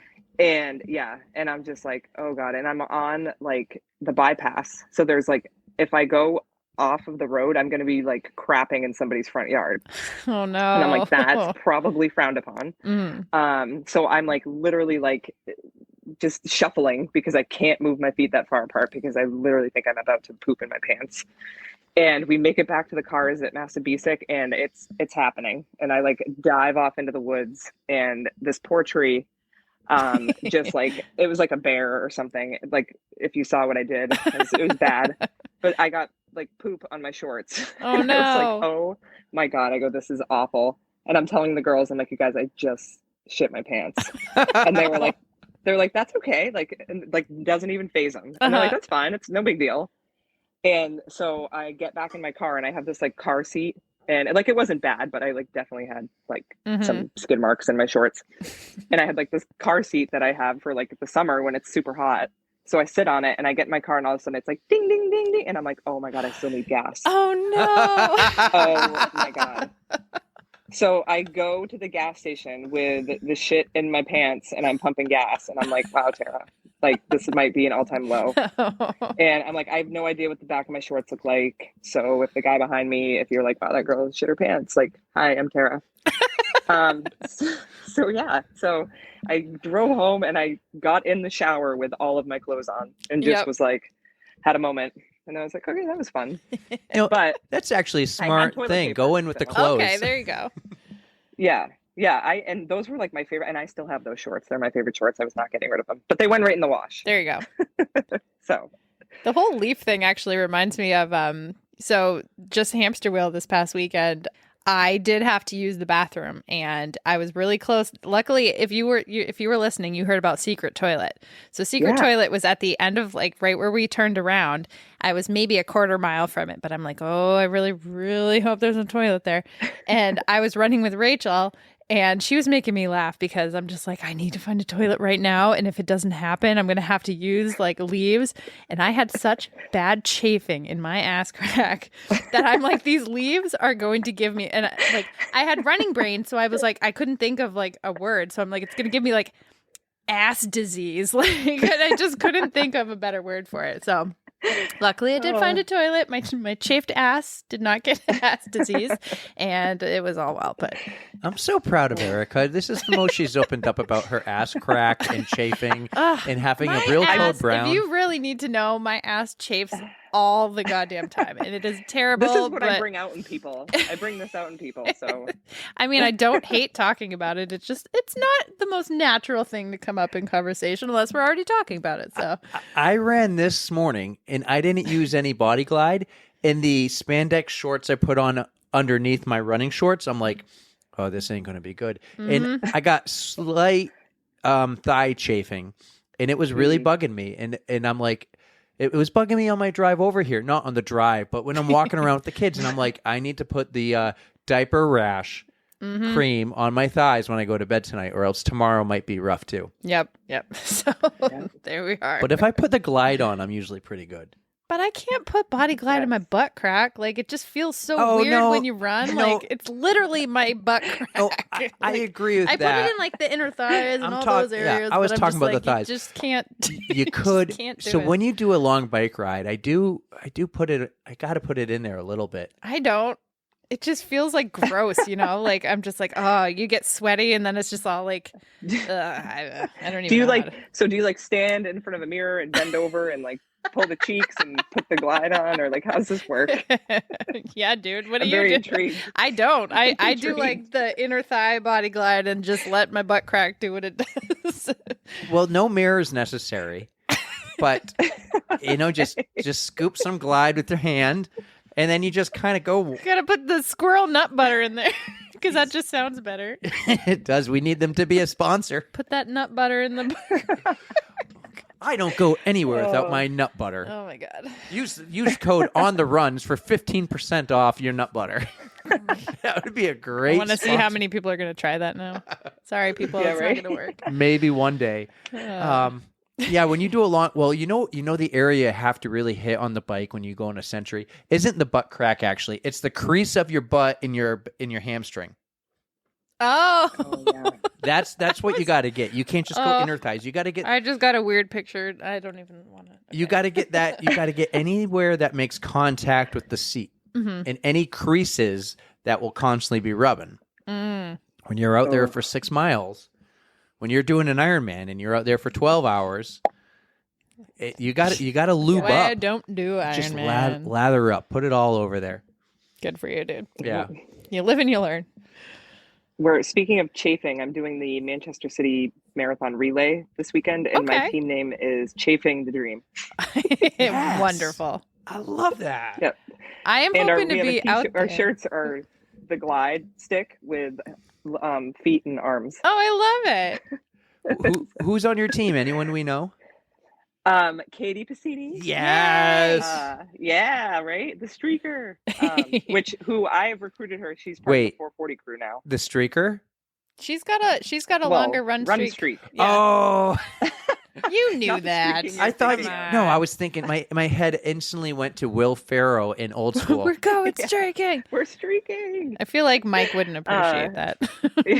So she actually is Thursdays now for the 440 crew. So she's been recruited. And then two of the other girls, Carly, Lorenz, and Holly, who just did back-to-back Chicago Marathon and New York City Marathon. Very nice. Atta girl. Yep. I'm going to be out there cheering, I think, because Rachel is going to be doing the full marathon. And I told her I would get my ass out of bed and maybe I'll make some signs. I'll make some for the SRTT ladies. And maybe if I see you, I'll say hello. Which leg are you running? I'm leg 4. Ooh, the anchor. Yeah. Very nice. Yeah. Yeah. I hope to see you guys out there. Yeah. I love that event. It's fun. We've had a team for probably the last since COVID. Yeah. I think they did it in I think they did do it in 2020. It was the staggered start. Oh, awesome. I kind of missed that. I loved that. The time starts. I like that too. It was you didn't have to worry about finding your pace. You line up. And then it was okay, now you go. And now every 5 seconds. And it there wasn't a bunch of people. And it was you could just get in the zone from the start. I also got some good starting line pictures. I like that too. Yeah. I did a few of their races. Yeah, it made you feel special and right. I definitely enjoyed is somebody getting a picture of this? Somebody. It's good stuff. Loved it. Yeah. So you're doing the marathon relay, but you're also training for your second marathon. About 15 years apart from your first. Yeah, like I said, I hang out with a group of amazing women and they are all doing marathons. And I'm I should probably try it again, even though I said I would swear I would never run another one. But honestly, I'm in probably the best shape of my life at 39 and I wanted to do another marathon before I turned 40. So I'll be a month shy of 40 and tackling Boston. And I've always wanted to do Boston. The fundraising scares the crap out of me, but scares the crap out of me too. You guys can do it. I believe. Yeah. Oh yeah. Mm-hmm. Yeah. I mean, I've got $2,000 already just from email blasts. Right so on. Yeah. And I've got a couple fundraisers already planned and whatnot. And I'm actually doing a 50-50 raffle, which I'm going to draw tomorrow. So I'm running for Mass General Hospital, the home base program, which helps heal the invisible wounds for our veterans and their families. So I've actually run the Run to Home Base, which is a 8K at Fenway Park. I've run that 4 years, which is amazing. Obviously, it drew my eye because I'm a big Red Sox fan. So I was like, oh my God, I get to touch home plate. I'm in. Nice. So I've done that one 4 times and raised probably close to $6,000 just through that race for our veterans. And I'm just a big supporter. And fun little story. My grandfather, World War II vet, he ran the Boston Marathon in 41 and 42. And he came in 33rd and 35th place. Wow. Yeah. And then he got deployed and he actually got his legs blown up on a landmine. They saved his legs, but he wasn't able to run again after that. So kind of running for my grandpa and all of our vets who sacrificed their lives for us so that we can do what we love to do every day. So I'm very honored. That's awesome. Good for you. What other fundraising events do you have planned coming up? So I am doing a paint night at the Canvas Roadshow. Is that what it's called? Canvas Roadshow? Yes. It's in Bedford. So that's one of them. I'm doing a flow and flights, so yoga and beer at Mountain Base Brewery. Cool. Yeah. And then I'm going to do another like fundraiser. We're going to do Pipe Dream, because do you guys know Yuma? Yes. She okay, love is her. in the OO crew with me with the UFOs. Because didn't she finish New York City or something crazy in a pair of UFOs? She ran like 21 Love miles. Love it. She is Yeah. a trooper. Well, you did like 12 miles in UFOs. Well, just the other day. No. Don't even talk about me right now. Yuma is amazing. Yeah, so she is actually on the same team as me. And she's actually a home base graduate. So she went through the program last year. So I think we're going to do a collab fundraiser thing, some type of brewery thing. So that, and then I'm going to try to do one more thing up in North Conway. I still have a ton of connections up there. Mm-hmm. Lots of really, really great people. It's one of those towns I grew up in. Everybody knows, it's like everybody knows everybody, and my mom still lives there. So I feel like if I did something up there, I'd be able to do pretty well there too. So awesome. I'm confident that I will reach and exceed my goal. What's your goal? Is it 10 grand? Yeah, I have 10 grand. You're required for 7,500, but they like you to try to go above and beyond that. So. And you got the 2 grand already. Yep. Do you know when paint night is? January 11th. Oh, right. I'm going to mark that down. Do some Super Bowl squares. Those are easy. Oh, yeah. For those. Yeah. So I'm actually, I'm in the process of doing a 50-50 right now. I think I only have 3 squares left, but I'm picking 2 winners. I'm going to do it tomorrow on Veterans Day. Mm-hmm. And each winner is getting $500, and then $1,500 is going to my charity. So after tomorrow, I'll have $3,500 already. Oh, yes. Wow. So, awesome. Yeah. So I'm like, that makes me, I can breathe a little bit. Well, we want to help, and that we won't really be able to help much financially. We will participate in. I feel like I might have actually already donated, but I can't remember. Yes, I did. Yeah, okay, good. Because I'm like, if I didn't, I will do it again. Well, I was going to say I'll do squares. Definitely, I'll do squares. yeah. And I even think squares too. I think you should do one that's like $50 a square, because I always like to go for the big one. I'm like, I'll give $50 or even $100 for a big one. I wish I did that when I did that, because I only did I did one bracket with 5 and one bracket with $10 squares, and I could have you can clean house if you can do 20, even $20 a square, easy. And people, because it's for charity, they will shell it out. So yeah, definitely go big on those. I'm secretly hoping. I had my boyfriend buy $200. Well, I bought $100 worth of the squares for tomorrow, and he bought 100. But I put his name on it because I was like, I don't want to put my name, and then if I draw my name, people are gonna be like, "Oh, it was rigged." Yeah. But I was like, of course, I'm going to contribute to my own charity. I'm going to participate in all the things, and I'm going to give money and whatnot. Sure. But I was like, I really hope that he wins, because he's like, if I win, I'm just going to give it all back to you. Oh, wonderful. So, fingers crossed. But I get it. You do a 50-50 to win money. So if you want to keep your money, keep your money. I appreciate all the money that it's come in so far. So. Well, for things like your paint night and other events you have, share it with us, and we'll share it out there too on our page. Okay, awesome. We want to help our local runners and support the community and try to help grow. So we helped Sarah last year with her Boston Marathon. Little donations. We paid $100 to sponsor her comedy night. We donated to her squares. We went to the comedy night, which was awesome. So if you do anything, you let us know, and we'll help support and at least share and try to get some. That paint night would be a ton of fun. I've done one paint night. It was a blast. I love paint nights.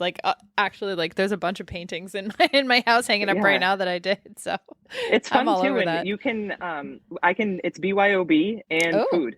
Okay. So I can literally bring in all the wine, case of beer, and people just have some drinks and make some art. Now, what's the deal with that? Does 100% of what everyone pays for paint night get donated, or does the person who owns this place get $100 and the rest goes? How does that work?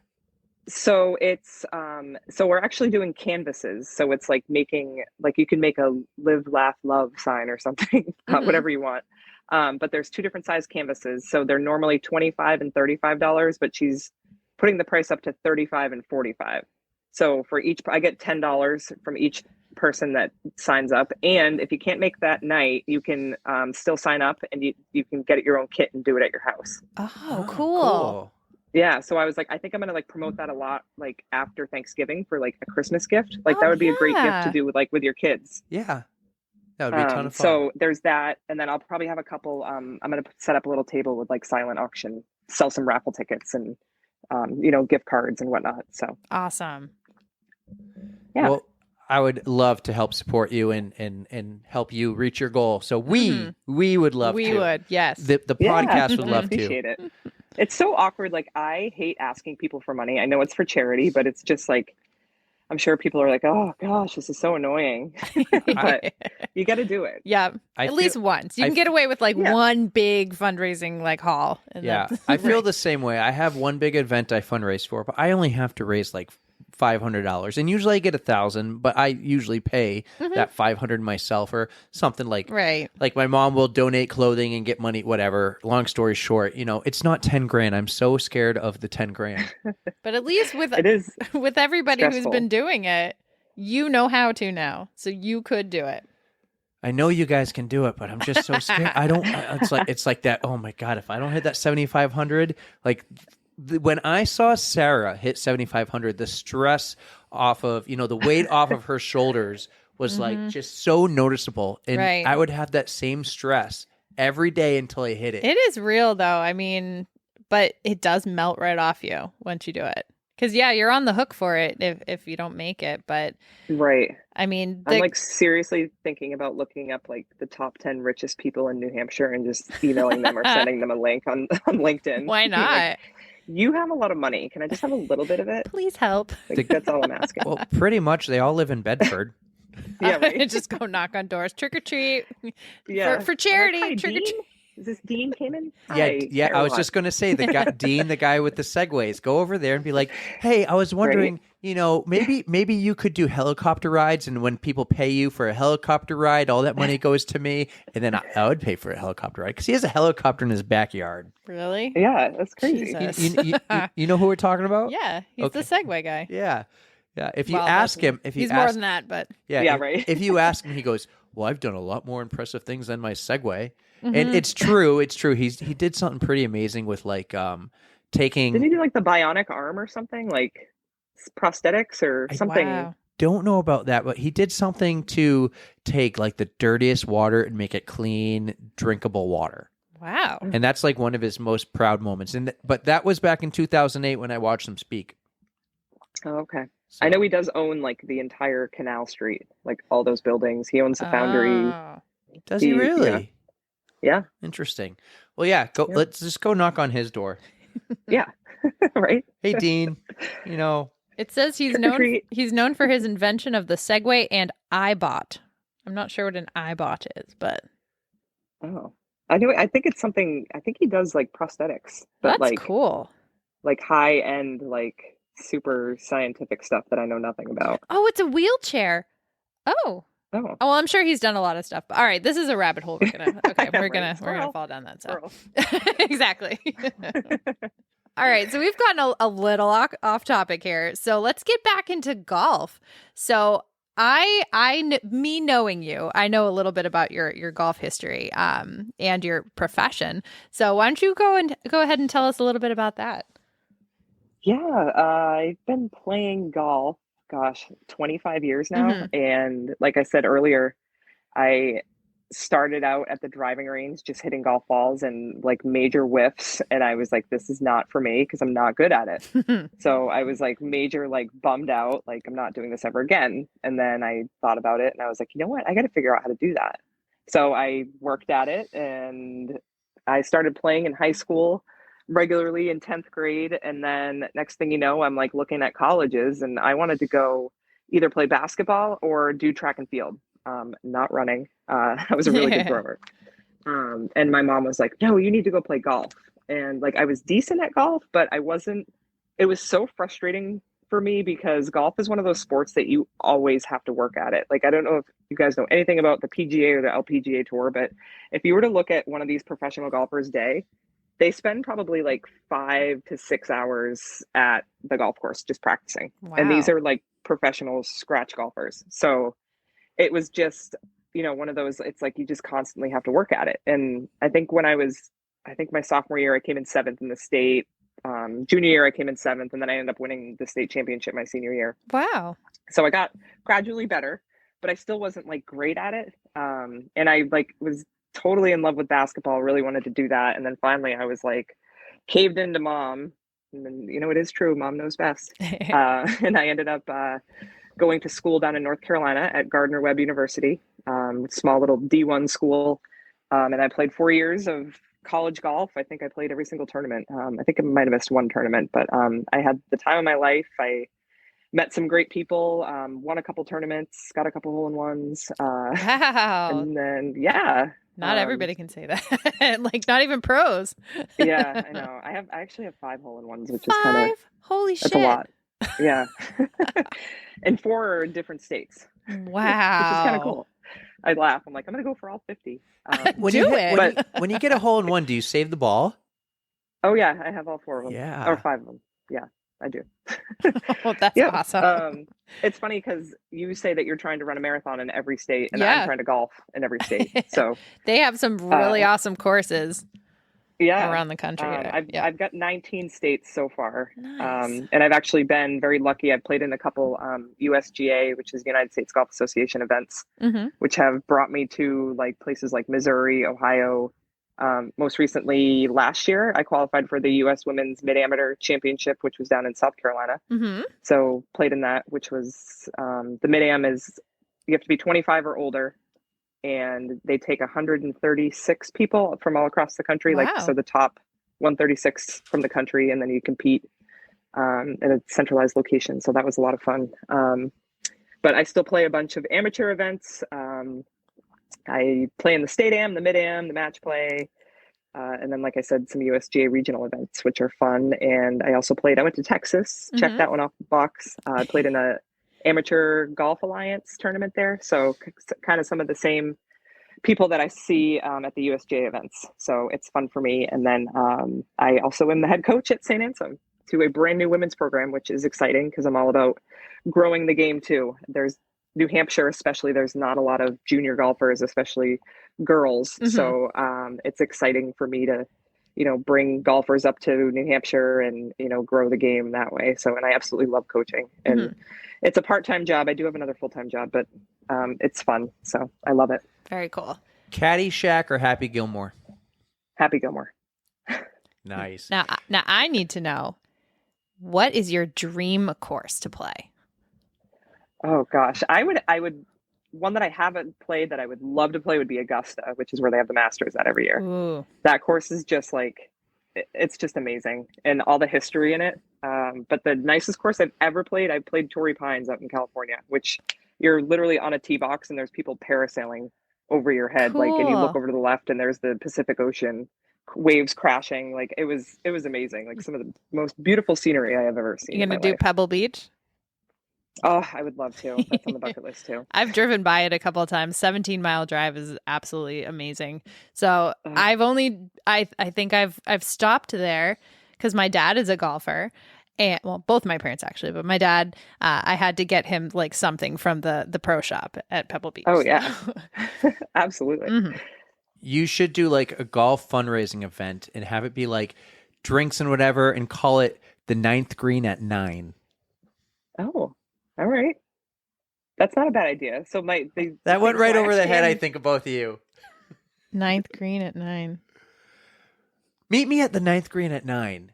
It's a little secret of the pros. Oh, with the sprinklers. Sprinklers, yeah. Yeah. No, you want people to go to it. Yeah. I am doing a golf fundraiser though. My best friend Lauren, she owns the indoor simulators at Derryfield. So I'm doing an indoor tournament. Oh, so those simulators are so cool. I'm not a golfer. Well, I got a couple golfing stories, but I just got my first set of clubs this year. Ooh. Yeah, for my birthday. No, my anniversary with Brandon. We've been going out for 16 years, and that was he bought it for me. Did I even get him anything? But he bought himself a new set of clubs, and he's like, "I'm buying you a set. We're going to start golfing." And I'm like, "We are?" Because I have not excelled at golf whatsoever. I am a lefty, and it is very difficult for me. And you're a lefty? We talk about this all the time. You're a lefty too. High five lefties. I don't. We talk about this all the time. I didn't remember that. 34 podcast episodes, and I'm realizing right now you're a lefty too. Eric and Erika are both lefties. But anyways, yeah, I have not excelled at the whole golf thing. I have played one round of 9 holes in my whole life. And I didn't do that bad though. I played with my parents and one of their friends. But it's a struggle, and I have a lot of respect for you and the amount of patience and work it takes to keep up your sport. So good for you, Tara. Well, thanks. It's one of the most frustrating sports I've ever played in my entire life. But I would be the that's one why I like, love it so much. Like, yeah, with the I've broken a couple clubs in my day. Back when I first started playing, I was like, this is so infuriating. Yep. Like, yep. It's literally this little ball that you have to get in the hole, and why is it taking me so long? I got one question about golf, all right, because I've golfed maybe 4 or 5 times, more like for bachelor parties or something. So I got to find golf clubs. Usually I borrow them from the clubhouse because I need lefties, or I borrow from a friend. I remember golfing 18 holes. It was so freaking long. It was like a 4.5, 5-hour day, and I had to freaking pee. And there were no bathrooms. Really? There was none. There's usually porta potties. It was none that I could find. I'm like looking in the woods, and I'm thinking I'm going to get everyone kicked out because we're at this beautiful golf course in the Catskill Mountains out in New York. And I'm like, I don't want to get my friend's dad, who invited us all. He's a member, in trouble. I'm like, where's the freaking bathroom, man? Because they're all drinking. We're all drinking in the golf carts, and it's just flowing. Bud Light was like water there or whatever we're drinking, and I had to freaking go pee. Don't know what to tell you, man. So that's one of the benefits. I'm a member at Dairyfield, and we run from the Dairyfield sometimes, and there's a porta potty like right off the side of the road. So there was one time, one of my friend Jen, she was like, I don't know if I'm going to make it. And I'm like, well, there's a porta potty right here. And she's like, how did you know that? And I was like, benefits of being a member of the golf course. Perfect. Yes. Porta potty here, and then there's one on the way back, because the course is on both sides of the road. What else is on your race calendar too, besides Boston? Oh, I've got Vegas in February. Oh, Vegas. What are you running a half, or are you just Oh, awesome. Is it a rock and roll? Is it rock and roll? It is. Oh, fun. Yeah. I feel like they stopped. That's actually Oh, go ahead. no, so the couple of the girls that I run with in the morning, they're doing the half marathons in all 50 states. Nice. So I told them, I was like, I have no desire to do that, but let me know the fun ones and I'll tag along with those. There you go. Yeah. Who are some of the girls? Let's shout them out in your BRF group. Yeah. So we've got Carly Lorenz, we've got Holly Lansdale, Jen Phillips, Jen Bonia, who, by the way, is 33 weeks pregnant, and she still shows up every Tuesday and Thursday. That's awesome. Yeah. God bless her. Like she's due, I think, December 20th. And I think this morning, she's like, I think I'm coming to my end. Cause she gets pains when she's running, but like understandable. Super, like probably one of the most committed, and she's there every Tuesday and Thursday. Good for her. And then right, it's great. And then we have Bridget, Katie, who else? Erika who's a newer recruit. You run. I laugh because I post. Go ahead. I post on the SRTT, and people sending messages, oh, I'll meet you, and I'm like, they're never gonna show. And then when somebody shows, I'm like, oh my god, you showed up. And then I'm like, well, when you make it 4 runs, then we can officially add you to the thread. Oh, there you go. But you run like with Lindsay too, group. Right? Lindsay. Yeah, Lindsay. Oh, yeah, love her. We got to get her because we hear that she's got some excellent stories too. Erica's been telling me to send Lindsay a message, and I haven't gotten to it yet. So Lindsay, if you're listening, hit us up. Yeah, Lindsay, you're like run, bake, repeat, something like that? Or is that Katie? I run, I bake, I know things, right? That's right. I run, I bake, I know things. Katie is run, bake, repeat. Eat, repeat, or something. Yeah, sleep. I don't know. Yeah. We're Lindsay's hilarious. I get along with her really well, but we have the same kind of sense of humor. And hey, speaking of Instagram and handles, because we refer to people from their handles, what happened to your old Instagram account? Oh my god, I'm so bummed about it. So I got hacked like back in September. This never happened to me. Like I've been on social media since like Facebook started. So what's that, 2001? And I've gotten the like, hey Tara, I'm in India. Can you send me $100? And I'm like, yeah, sure. Like whatever. Like I know this is fake. Like this isn't really you. I've gotten all the messages, and I know like this isn't real. And then this one thing, I guess it got a bunch of people. This girl, someone hacked her account, sent me a message from her, And it was like, hey, I'm in this body positivity contest. Will you vote for me? And it was totally legit. Yeah. And I was like, that's awesome for you. I'm like, congrats. And I was like, where's the link? And she's like, hold on, let me send it.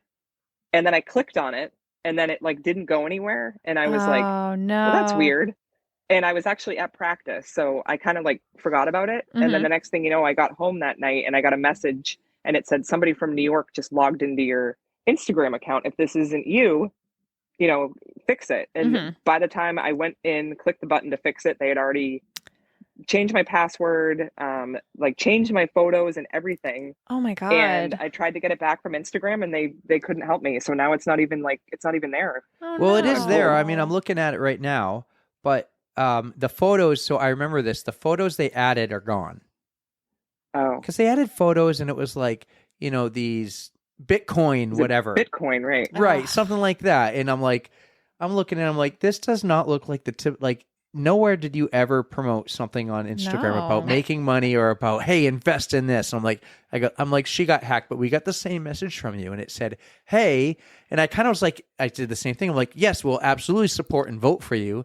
And then I was like, wait a second. See, I got that, but after I had seen you say, "Do not click this, it's not me," like in the Yeah, group. I felt so bad because so many people got hacked Yeah. because like for me too, like a lot of people know my story. Like, Mhm. I'm like whatever. So it's like very logical that I could have done something like that, but Mhm. I felt so bad because it got like probably about 5 or 6 other people, Mm. and I'm like, oh man, it felt awful. It's totally So, not your but I fault had though. to, It's that's yeah, I know. I just felt bad, but Yeah. I tried to get it back and then it wasn't working. And honestly, the Instagram help was no help at all. Ah, figures. Um, yeah. So I was like, you know what? It's fine. I'm like, I'll just start over, which is kind of good because I was following like so many random people and kind of weeded out, but Mhm. it kind of stinks because it's like, I want to go back. Like I've had pictures on there for, gosh, maybe since 2009 or something, Oh, 2010. yeah. So I lost all those memories, but it's all Well, good. Oh. they're still there. I'm looking at them right now. It was Golfing Girl 5251, right? So that's the other thing. They changed. It was 525. They added a one at the end of my name. Oh. So Oh. they even changed my name. What the So if you look up hell? Dolphin Girl 525, nothing exists. Oh. Well, you get up super early and it is already past your bedtime. So let's hit three things. One, why do you get up at 3 a.m? So I've been doing it for 3 years now. When I first started weightlifting, I was super embarrassed and like I don't know. I just felt like people were watching me. I was doing it wrong. So I went with somebody who like showed me how to do it, and he was awesome. And I learned, and I just kind of kept that time because there's nobody there at the gym. So Mhm. I get up Monday, Wednesday, and Friday at 2:45, and I'm at the gym at 3:15 for about an hour. I get my workout done, and then I come home and I decompress and I go to work at 7. So you do So these on your non-running morning days. yeah, I run Tuesday, Thursdays, Saturdays, and Sundays my like chill day. Do you ever run in the daylight Oh God, no. besides a race? All right, I just have to Yeah, say I Nicole know. Bryant would love you. She is an early morning runner. We've had this discussion where Justine, her friend, is the late runner like me. I cannot wake up early, but I have such respect for people who can get up early, start their day, get it out of the way, but it's just not me. I am Yeah. like groggy as shit all day if I'm up. Like I can't get up past like before 7 unless it's for a race. Literally that's the only way, or like vacation.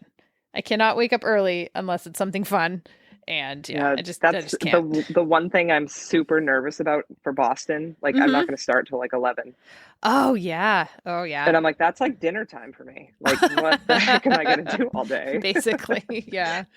So Hmm. I'll just have to stay up super late the night before, I guess. All right. Final two questions. Mine is I went into your old Instagram account and found a photo that I want to ask you about. So God. tell me about this photo right here. You are lying down on the ground. You're in a black dress. You have a golf ball in your mouth. You have two golf balls in each hand. There's a drink on the ground in front of you. You got your eyeglasses on. Your hair is pulled back. You're wearing flip-flop sandals. What is going on, party girl? So you'll appreciate this because you have kids. My best friend Nikki and her two kids, we went to Naples, Florida for a week. and her mom came with us, and we like had this whole week planned out, and we were going to have like 2 nights, just her and I, and her mom was going to watch the kids. So that never happened. So, and we're staying in this like little it was on a golf course, but the house is all around it. So we were like, well, I guess we're going to put the kids to bed, and then your mom's going to be in the house. So like, let's just have some drinks and like have fun here. So we ended up having like a little bit more than a couple drinks, and we're like, let's go for a walk. So we like made sure her mom was okay.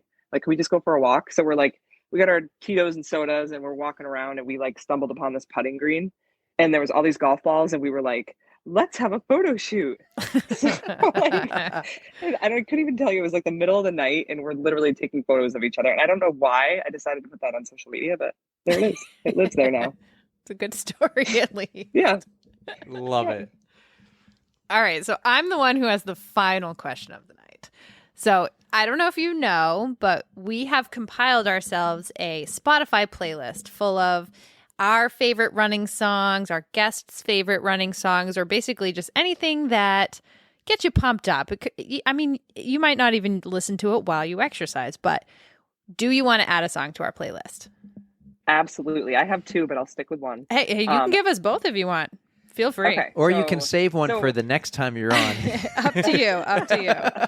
So it's funny, I have like a pump up song for running, and then I listen to music when I warm up on the driving range for golf. Ooh, okay, yeah, let's hear it. So my running song is Outkast, B.O.B., Bombs Over Bad. Oh, that's a great song. So good. I used to That rock out to song- that song so much. You just brought that back, and I got to add that to my Spotify right now.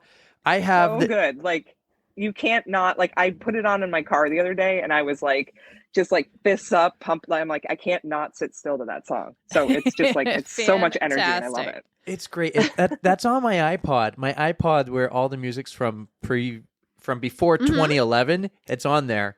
I got to add that back on the Spotify. Great song. It's a good one. So All wait, right. that's your On golf there. pump up song, or that's your running? No, that's my running one. Okay. So like, if I'm ever like in a mile that I'm just like, oh my God, I'm dying, I switch songs and I put that on, and then all of a sudden I'm like, yes, like Rocky. I'm like, yes. That So song gets you good. jacked up. It really does. It really does. But Right? go ahead. Throw out that other song, too. Why not? So the other one is the Notorious B.I.G. Juicy. Ooh. That's my golf song. And this goes way back. Wonderful. Like, it was the first rap song that I ever learned every single lyric to. And Wednesday nights in college, we used to go out to this bar, sing karaoke, and I would sing Really? Juicy with not even looking at the prompter. And everyone was like, wow. I am impressed. I'm so impressed. Like, mic drop. I know So what we're that's my, doing like, when we see pump you up. at a karaoke bar. They were supposed to have karaoke at Hamster Wheel, and I don't know if they did, but I was like, what song would I sing if I had to do karaoke? And I still don't have an answer for that. It would probably be like Britney Spears, Hit Me One More Time or something. Hit me, baby. But anyways, like, I would still be like terrible at it and nervous and wouldn't be able to get the words out. But the fact that you could rap, oh, that's awesome. Yeah. And that's even like after like a 12 pack. Oh. Nailed it. Get it. So good. I have many talents. 2 for Tara. 2 for Tara. She gets both. Well, this was great. This just flowed.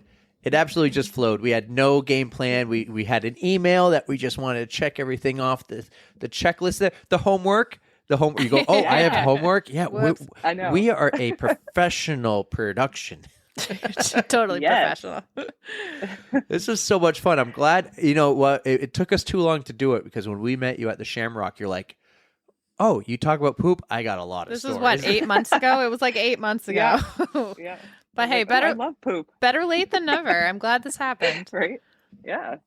Thanks again. Like, I have a feeling we're going to do this again. We're going to try to do our best to help support you for Boston and get the word out there and help you get your 10 grand and more, because I don't want that stress on your shoulders, you know, just like how Sarah had it, and I wouldn't want it either. So We want smooth sailing for you, Tara. I'm hoping if I just keep helping others, then when I finally bite the bullet in like 10 years, oh, maybe it will just flow for me too. There you go. So Yeah, karma. It will come back. Mhm. And I'm donating to everybody else. So it's like, I feel like, you know, it's the running community. Like you said, we support each other. So Yeah. you can do it. And I know I've said this the past 2 years, but I will be at Boston this year with Erika volunteering. Mhm.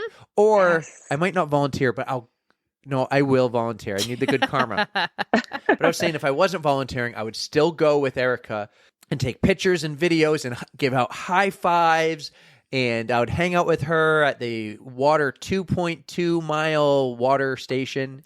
And I'll make sure to wear Yes. my little She'll have her- flamingo headband thing so everybody can Yes. find me, and I will cheer You for guys you will on the be course. like the first people I'll be looking for. I'm So gonna- excited for Exactly. that. I'm gonna need something. I don't know. I'll have a cup of Gatorade with your name on it.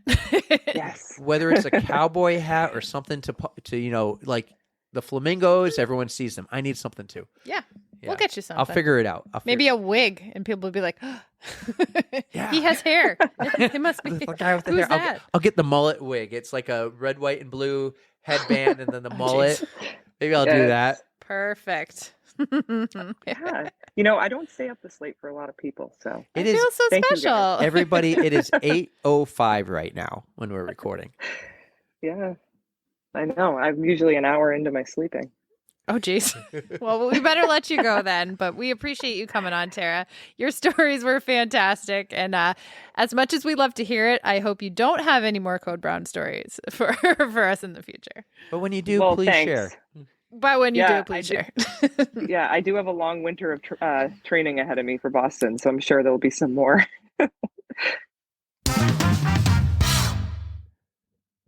Tara, that was a fantastic time we had talking to you. Thank you so much for coming on. We're going to have you back. I know you have more stories to tell us, and we're anxious to hear about them. I can't wait to go running with her, like see her at the end of races and maybe one day join the 4 a.m. crew for 4 miles. I don't know. We'll see if I can wake up, but I'm I getting... feel like a race is the only time I'm going to be able to run with her because I cannot get up that early. I You- just can't. You will never be part of that crew. Never. But I feel like No, I wish I could, but I will be a zombie. I want to tell you, I watched Brittany ran a marathon. Did you? Did you like it? Well, I liked it a lot, and it was funny. And I could also tell, it wasn't like a Hollywood production movie, but it was still a great movie, and it got the point across. And she was really funny when she would talk like she was from England. And I was watching the movie, and I'm thinking, oh, Tara talks like she's British sometimes. And then I'm like, oh, Tara really liked Adderall? Oh, that was interesting. She never mentioned that on the podcast because she goes, I am Brittany.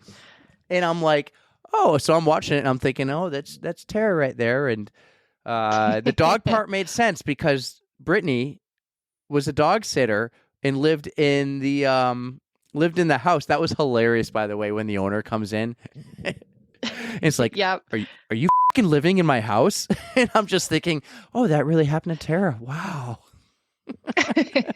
That movie though, it hits you right in the feels. Like it's just a feel good movie because it shows you the struggles that anybody could go through with running, especially when you're training so hard and you get injured and just how soul crushing that can be. But she made the comeback. It's very heartfelt. I loved it. She did, and if I did anything differently in the movie, I would have maybe put a little more of the comeback in there. After the injury, she goes to Florida. That was an awkward situation, by the way, at the family birthday party. Yeah. That was awkward. That was cringy, weird. a little cringy.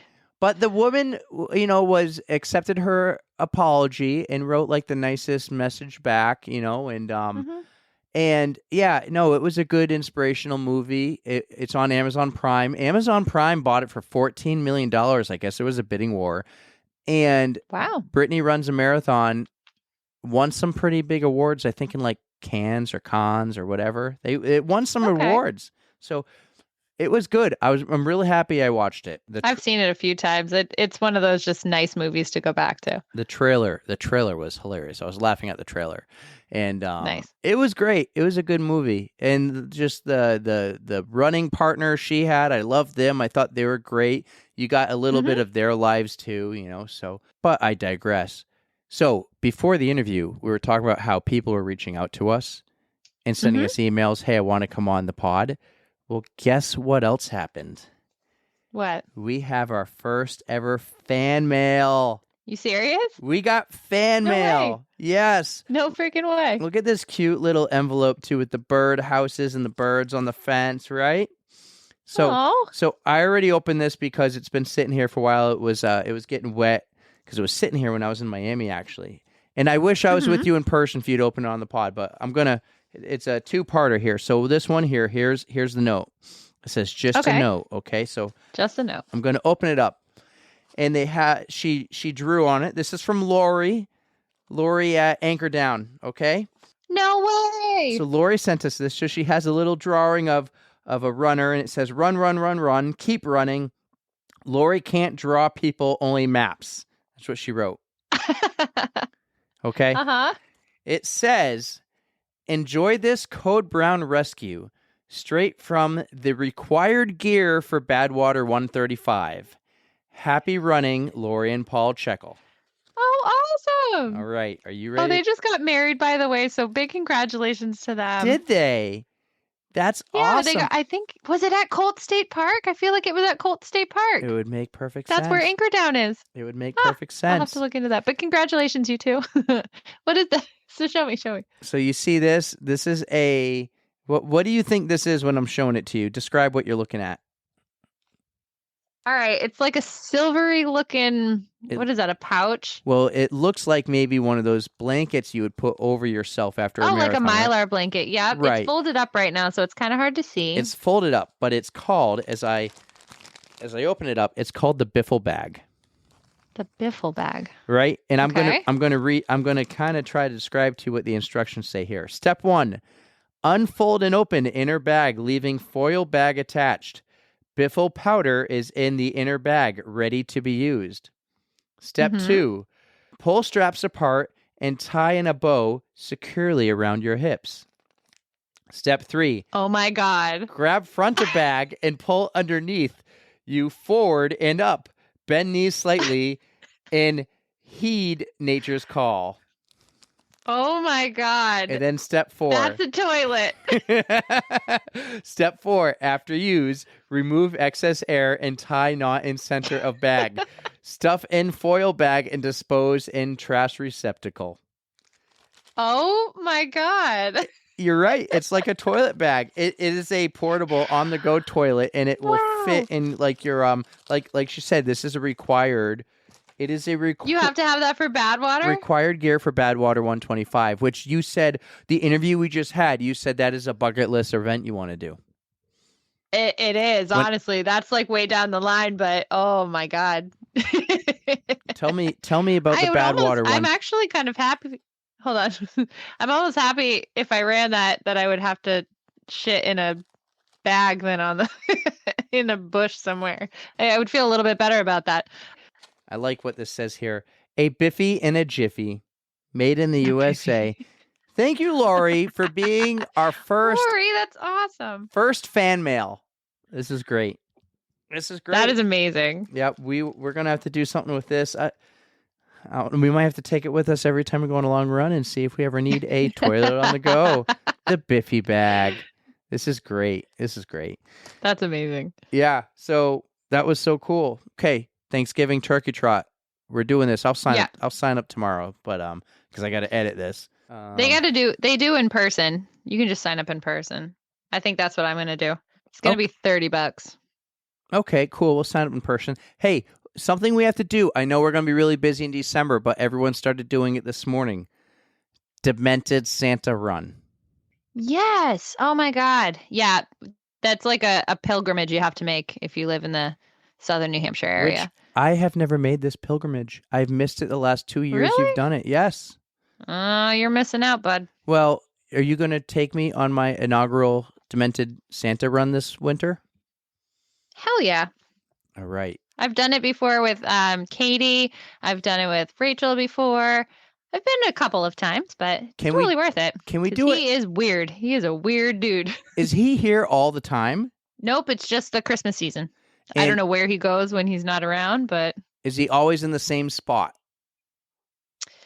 I think recently he is, but he used to be down you know where Salmon Street is off of Elm? No. They just built a new bank there, but he used to be like in a vacant parking lot. But now he's down by like Pappy's, the pizza place. Okay. I don't know which road that is. All right. but So maybe He's after, right off of Elm Street. how about after my Disney trip, we will go there. Absolutely. You got it. Awesome. Well, let's talk a little bit about the pod before we go, because this may or may not be the last episode of the year. We might squeeze one more in, but we're going to do a couple best ofs for the month of December, and I think everyone is really going to enjoy these best ofs. Oh yes, I'm excited for them. It's going to be some work. Gonna I haven't even started on it yet, but I am going to on Thursday, Friday, and Saturday because my sister's in town with Uncle Mikey, and they're going to have the kids and playing. I'm just going to be like, I want to work on the podcast. I want to work on the podcast. And so I'm going to try to put out 2 best of episodes. I don't want to make a podcast episode like 4 hours long, but it's going to be the best of the stories. You're not going to hear, the opening and everything else. It's just going to be Sarah, her Philly story about the porta potty. Addie, the story about the mushroom California pasta. International Marathon. Megan, the story about the bike ride in Target.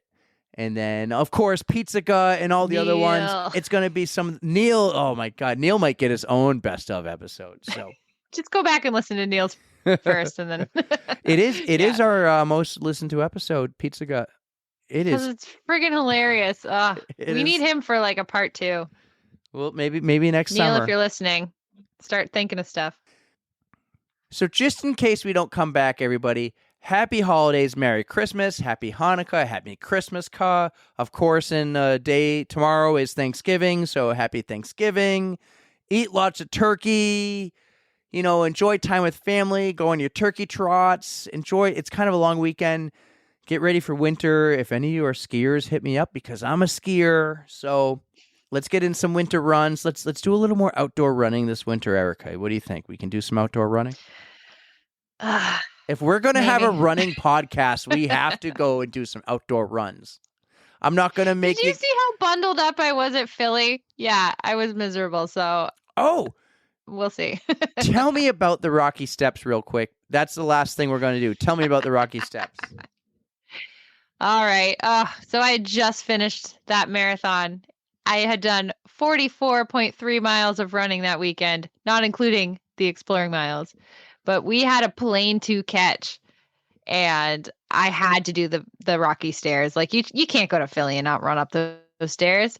So immediately after crossing the finish line, I walked my way over to the stairs, had my girls take some videos of me running up these stairs.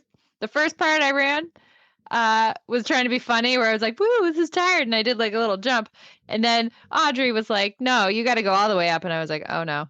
And so towards the top, you could definitely see me slowing down. And that was for real. I was exhausted. My quads were killing me. But I mean, I did it. I had to make the most out of the trip there.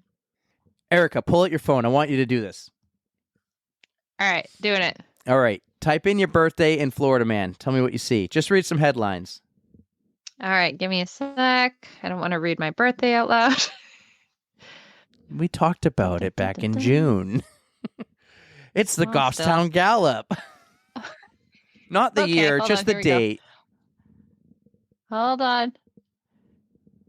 All right. Naked Florida man stood in a fire and chanted gibberish. Mushrooms did it, cops say. Oh, that's you should see this picture. I Scroll don't know how to down. What's the next mirror one my, say? Mirror my phone. All right, next one. Florida man drives to Space Force base to warn the government about U.S. aliens. So everybody just Google your U.S. aliens. U.S. aliens fighting with Chinese dragons. everybody just for a fun laugh around the Thanksgiving dinner table. Everyone write in your birthday in Google and Florida Man and just have a good laugh. Good job. Great, I like Erika. that. Hey, I'll see you Thursday morning unless anything changes. I will. All right, keep me posted. I'm looking we're forward going to to do it. day of sign up. All right, I'm down for that. I wonder, is there a bottom, so you know how the 200 is like a bad Beeman score over 200? Is there like a low level where running sucks? Oh, We should ask him about that. We'll figure one Because out. my temperature and wind chill made my run pretty miserable. So, but I don't know what the Beeman score was. We'll have to figure that out. We'll Yeah. come up with that this winter. That will be one of our winter projects. What is the on the runs cold score? We'll come up with a better name than that. That name is Yeah. lame. That sucks. The ASICL score. Ah, that's it. All right, cool. The ASCII score. All right, Erika. Okay. I'll see you in a couple days, everybody. Happy Thanksgiving. follow us on Instagram at On The Runs. You can email us. Our email address is ontherunspod@gmail.com. Thank you for everyone who has emailed us and expressed interest in coming on. It is going to be a great year, too. And Erika, we didn't even talk about my new UFOs, so that is coming up next. We will do one. Erika, give me one more episode before the end of the year. One more. You can have it. All right. One more episode before the end of the year, everybody. Enjoy. Happy Thanksgiving and happy holidays. Erika. Go eat your turkey and don't forget to stretch.